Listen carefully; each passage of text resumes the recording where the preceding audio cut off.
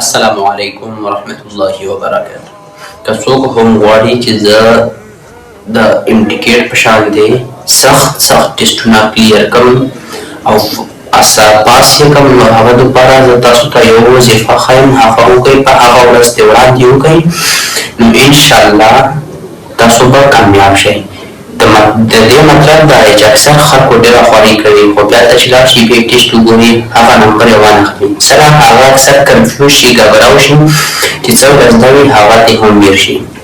نو دې مطلب دا د دې وظیفې چې څوک هم دا وکړي نو انشاءالله الله تعالی به یې زړه ډاډه کړي چې انشاءالله ماله زده زه به فتح کامیابي حاصلوم.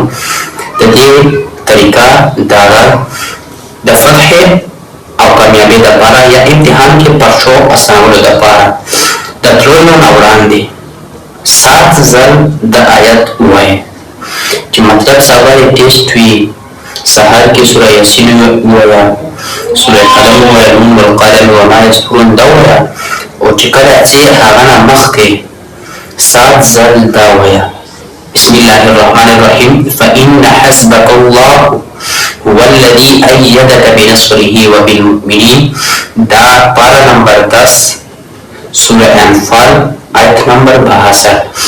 امید لرم چې دا عمل وکړئ، انشاءالله تاسو ته به ډېر زر فتح ملاو شي، کامیاب به شئ. فإن حسبك الله هو الذي أيدك بنصره وبالمؤمنين.